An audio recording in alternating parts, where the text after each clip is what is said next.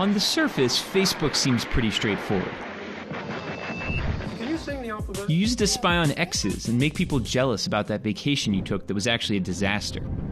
But in becoming such a central part of day-to-day communications, Facebook has transformed into its own geopolitical force. 1 in 5 minutes spent online are spent on Facebook. It's a cyber kingdom with a population of over 2 billion. That power has made the leaders of many countries feel threatened. So governments have started to push back, attempting to regain some control over how their citizens communicate. Our story begins here, where the fight between companies and countries has begun fragmenting the internet itself.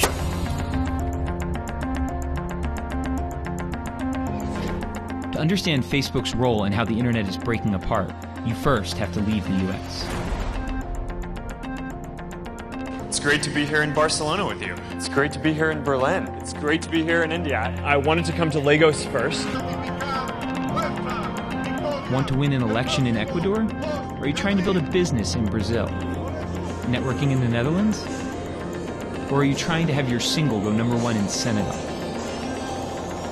It doesn't matter where you are or what you're doing. Facebook has become a necessity for real-world success.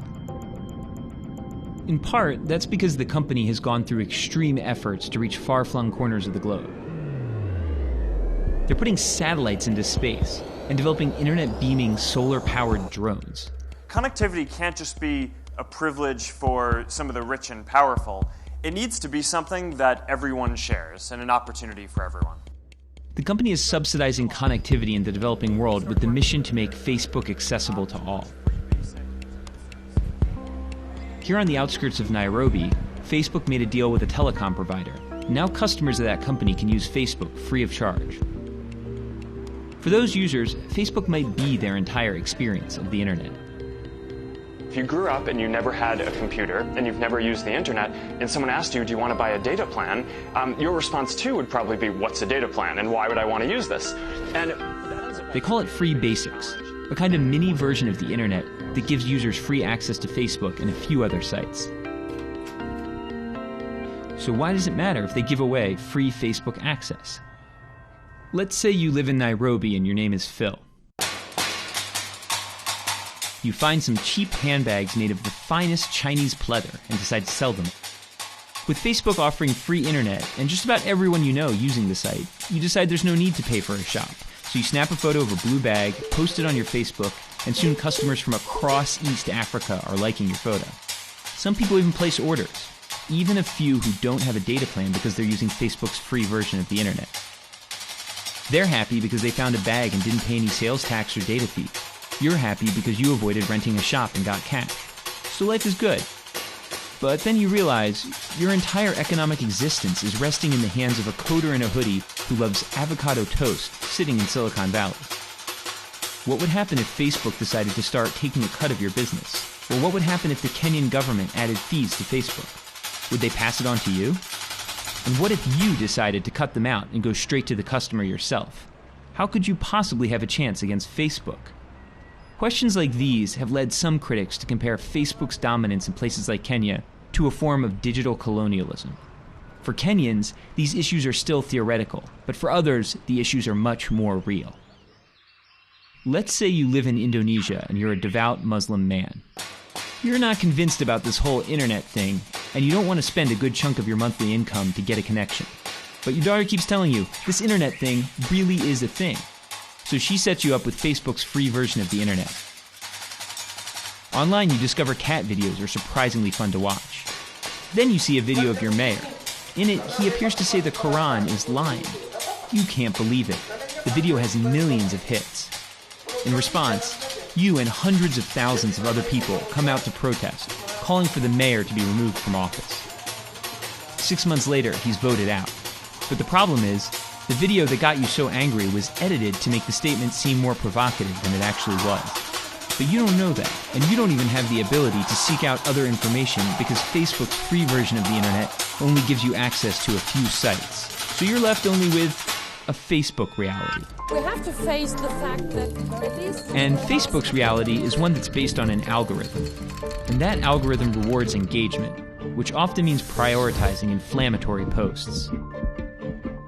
Combine that with Facebook's ambitious mission to bring internet to the developing world, and you've got a problem. On one hand, Facebook's efforts bring information to more of the world than ever before. On the other hand, you have the world as it looks today, where guys like your Uncle Joe bicker on behalf of candidates using rumors and propaganda.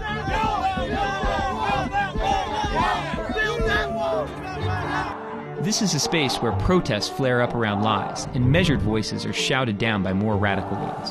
Mr. Obama, you're going to go to hell. We are going to make America great again. There is a lot of Moroccan scum in Holland who makes the streets unsafe. Mr. Zuckerberg has said the company is working on squashing fake news. But the problem goes further into what gets promoted and why. For Facebook, there isn't a lot of incentive to cut down on half-truths and misconceptions.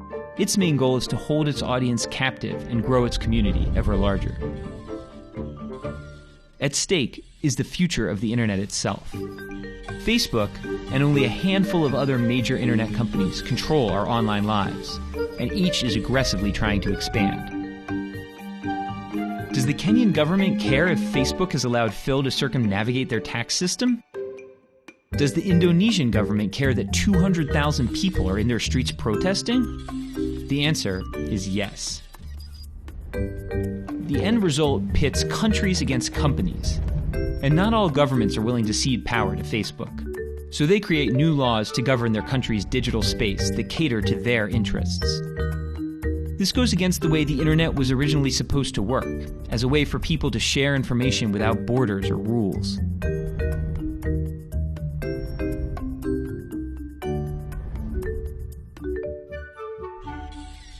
Now, instead of one internet, there are many. Some are controlled by countries, others by companies, and everyone wants more control. There's no better place to see the fragmentation of the internet than in China. 大家好，新年快乐。 China's internet is cut off from the rest of the world by filters that keep websites like Facebook from working. It's sort of an anti-internet. Instead of facilitating free communication, it often works as a means to control that communication. Instead of connecting China to the world, it cuts it off. According to China's internet, this event never even happened. But if you compare China's internet to Facebook, some uncomfortable parallels emerge. While Facebook lets you post plenty of articles and links from the greater internet, it also operates by its own rules. Just like China's internet, a central authority tracks what you do and decides what you see. Most of the time, Facebook's algorithm is hiding a baby photo from that woman Jane who may or may not have been in your 4th grade class, but you can't quite remember. But sometimes it's hiding more. For example, these images were all banned from Facebook because they didn't meet its community standards, and now they're in this video. We think it's important to show them, but because we did, Facebook could now block our video. The question is, whose values are we following? Should we cater to the values of Facebook's algorithm and policies in order to be heard? Even understanding Facebook's values can be difficult. In many places they promote free speech, yet in others they're willing to consider censoring. They push for encryption in some places, but turn around and in other places fight privacy laws that would damage their ad business. That inconsistency is driving fragmentation. And while Facebook claims to be connecting people, they're doing it their way, with their rules, and you don't really have a say in it. That's because Facebook isn't a democracy, it's a business. And their business interests are changing the future of your internet.